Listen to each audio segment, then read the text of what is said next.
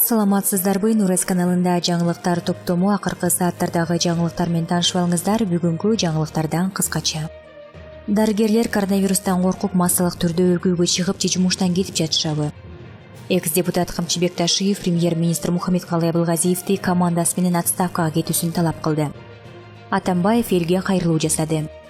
Алдыда ушул жана башка жаңылыктар менен кененирээк таанышып алыңыздар. Видеону аягына чейин көрүп, каналга катталып, лайк басканды унутпаңыздар. Нарын облустук ооруканага обсервацияга 22 мартта жаткан бейтап бир күнгө үйүнө барып келген. Коронавируска каршы күрөш боюнча облустук штабтын мүчөсү Динара Жунусова бейтап үйүнө барган кезде анализи таза чыкканын Азаттыкка билдирди. Бул бейтап 22 мартта Казакстандан Нарынга келген. Дене табы жогорулуп обсервацияга жаткырылган. Андан экспресс анализ алганда таза чыккан. Ушундан улам ал 3 апрелде ооруканадан чыгарылган. Бирок Бишкекке жиберилген экинчи анализдин жыйынтыгы келгенде бул бейтап коронавирус жугузганы аныкталды. Азыр ооруканага кайра жаткырылган. Дарыланып жатат. Эми 3 анализдин жыйынтыгын күтүп жатабыз. Балким анысы таза болуп калат. Өкүлчүлүктүн маалыматы боюнча сөз болуп жаткан бейтап коронавирус илдет аныкталган Нарын облусундагы 5-адам. Ал эми бейтап өзү Казакстандан келгенден кийин Нарындан алгачкы болуп коронавирус табылган Пакистандан Даватынан келген киши менен бир палатага чогуу жатканын айтууда. Ал дарыгерлер анализин таза экен деп ооруканадан чыгарган күнү үй бүрөсүнө, тактап айтканда аялы менен 2 кичинекей баласынын жанында бир күн болгон. Ош облусунда коронавирус жуктурганын жашырган адамга кылмыш иши козголду. Бул тууралуу Ош шаары, Ноокат жана Кара Суу райондору боюнча комендант Малик Нурдинов билдирди. Анын айтымында ооруга чалдыккан жаран атайлап дарыгерлерге кайрылбай жүрө берип, башкаларга дагы чогузган. Бул жаран өзүнүн ооруганын билип туруп, бирок жашынып жүрө берген. Ал арада туугандары, достору менен байланышкан. Анан ооруй баштаганда текшерсек, ушул илдетке кабылыптыр. Анын досторунан жана иштеген жериндеги адамдардан дагы вирус табылып калды. Ал жаран учурда обсервацияга жаткырылган. Жакшы болуп чыгары менен камалат. Ага козголгон берене боюнча 5 жылга кесилиши мүмкүн, деди Нурдинов. Жогорку кеңештин депутаты Алтынбек Сулайманов премьер-министр Мухаммедкалый Абылгазиевге кайрылуу жасады. Ал Бишкектин комендантына карата нааразы пикирин айткан кайрылуусун Facebook баракчасына жайгаштырган. Учурда азык-түлүктүн баасы көтөрүлүп жатканда Бишкек коменданты Орозалиев кампалардагы топтолуп турган азыктардын көлөмү комендатура көрсөткөн ченемден ашпоосу керек деген чечим чыгарып жатат. Финполицияга тапшырма берип текшергиле деп жатат. Азыркы учурда башка бардык мамлекеттер өз элинин камын ойлоп, кампаларын толтуруп, тамак ашын сыртка чыгарбай жатат. Ал эми биздин азаматтар кампаларда азык запасы турбасын деп жатат. Бул жарандарды ачка калсын деген түшүнүк менен иш кылынып жатат, деди депутат. Сулайманов кайрылуусуна өкмөт башчы жооп берет деген үмүттө экенин кошумчалаган. Бүгүн 8 апрель саат 10:00 карата Кыргызстанда дагы 42 адам таж вирусун жуктуруп алганы белгилүү болду. Бул тууралуу онлайн брифингде саламаттыкты сактоо министри Сабиржан Абдикаримов билдирди. Анын айтымы боюнча жаңы учурлардын ичинен 16сы эркек жана 26сы аял. Жаңы учурлар Бишкек шаары 10 адам, 9-у сырттан келген, бирөөсү медициналык кызматкер. Чүй облусу 2, Нарын облусу 5, экөөсү сырттан келген, үчөөсү туруктуу тургундардын арасынан. Жалал Абад облусунда 1, Ош облусунда 24, 8 сырттан келген, 16сы туруктуу тургундардын арасында. Анын ичинде 13 медициналык кызматкерлер. Ошентип Кыргызстан боюнча 270 адам таж вирусун жуктуруп алган. Бул kыргызtoday.kg. Айтымчы Света Тойгонбаева менен байланышып 2020 жылы тууралуу маек алдык. Дарттын давасын топ-топ болуп издеп, өз ара изилдөөлөрдү жүргүзүп жатышат. Кандай кылсак жеңебиз деп жанталашып, түрдүү изилдөөлөрдү жасап жатышат. Кыргызстанда эмес, чет жакта жүргөн 2 жигит бир кыз табат. Ошолор тапкандары даба болот. Коронавирусту жеңүүгө салым кошкондордун зоболосу бийик дейт. Коронавирусту жеңүүгө салым кошуп каражатын аябагандардын жылдызы жанат. Ал турсун саясаттан кеттим деп жарыялагандардын да кайра саясатка келишине шарт түзүлөт. Раим Матраимовдун жардамы ушу менен эле бүтүп калбайт. Кыргызстанга дагы 3 жардам берилет деген аян түштү. Бири заманбап клиниканын курулушу куруп атканын көрүндү. Экөөсүн азырынча сыргылып турайын. Бабанов да саясатка келип элине жардам берет. Кыскасы, элге жардам берип жаткан азаматтарды Кудай колдойт. Зоболосу бийик дейт. Асылбек Жээнбеков дагы четте карап турбайт. Ал дагы колунан келген жардамын кылат.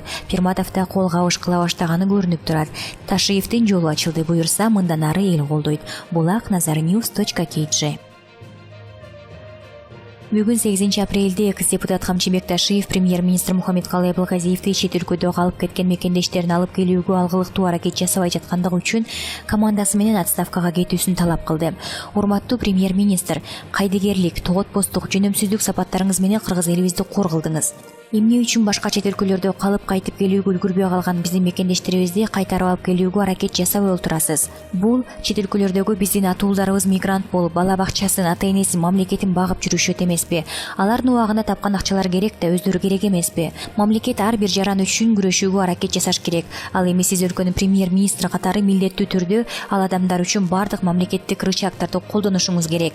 Эгерде ошол чет жерде аэропорттордо, чек аралык жолдордо кароосуз калып кеткен мекендештерибизди алып келе албасаңыз, анда сизден толук ишенич кетет. Ал мекендештерибиз акча сураган жок, колдорунда самолетко билеттери бар, чек араларда машиналар менен турушат. Керектүү башка өлкөлөрдүн мамлекеттик органдары менен сүйлөшүп тез аранын ичинде чечиңиз.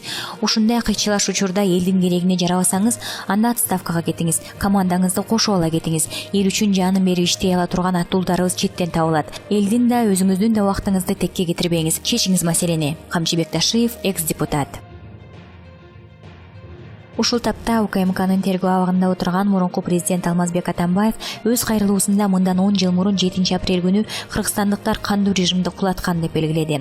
86 жаран ошол күнү набыт болуп 1,5 миңден ашуун адам жаракат алган. Өз өмүрүн келечек үчүн тартып алган кыргызстандыктардын эртеги өз элине, мамлекетине кызмат кылууга үлгү болуп, жаңы муунду ышыктандырып турат. Адам өмүрүнүн баасы менен Кыргызстан бийлик диктатурасына эркин, демократиялык коомчулукка карай жол кура баштаган. Ал күнү эл эркиндик жана адилеттик үчүн чыккан. Кыргызстандыктар тизелеп жашаганча өлүмгө тике кароо артык экенин көрсөтүшкөн деп жазылган Атамбаевдин кайрылуусунда.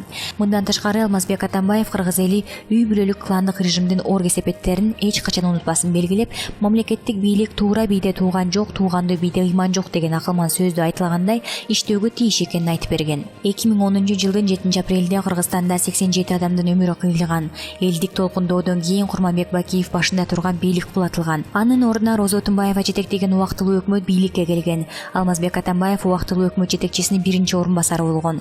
2010-жылдын 26-июнда жалпы элдик референдумдун жыйынтыгы менен Роза Отунбаев өткөл мезгилдеги президент болуп шайланган. 2011-жылы президенттик шайлоодо Алмазбек Атамбаев утуп чыгып, мамлекет башчы болуп шайланган. 2017-жылы президенттик шайлоодо коомчулукта аны мураскору аталган Сооронбай Жээнбеков жеңишке жетишип, мамлекет башчылык кызматты колуна алган. 2019-жылы августта Алмазбек Атамбаев Кой Таштагы үйүнөн кармалып, камакка алынган. Ага Крим Төбөлү Азиз Батукаевдин мыйзамсыз бошотулушуна, Бишкек жебине байланыштуу жана башка бир катар иштер боюнча кылмыш иштери козголгон.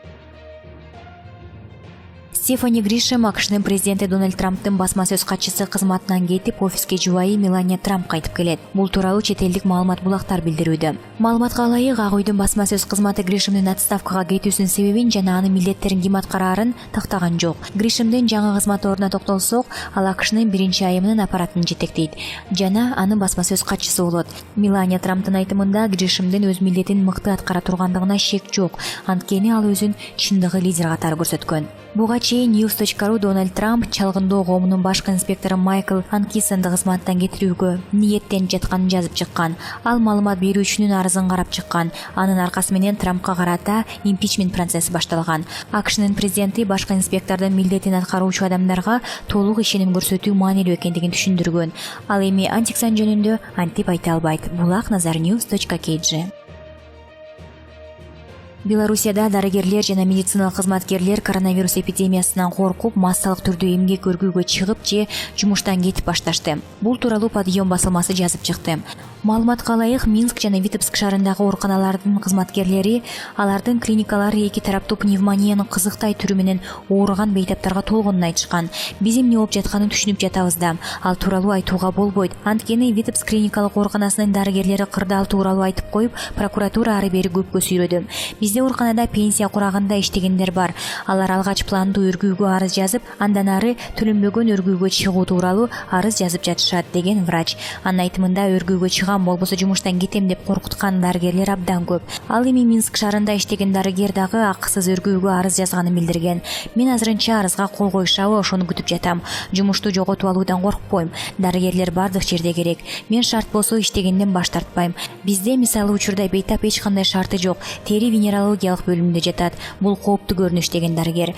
Буга чейин Беларусь дарыгерлери бет кап, респиратор, антисептик жетишсиздигине арызданышкан жана бийлик оорулардын санын жашырып жатат деп нааразы болушкан. Акыркы маалыматтарга ылайык, Беларуста 861 адам коронавирус жуктурганы аныкталып, анын 13-ü каза болгон.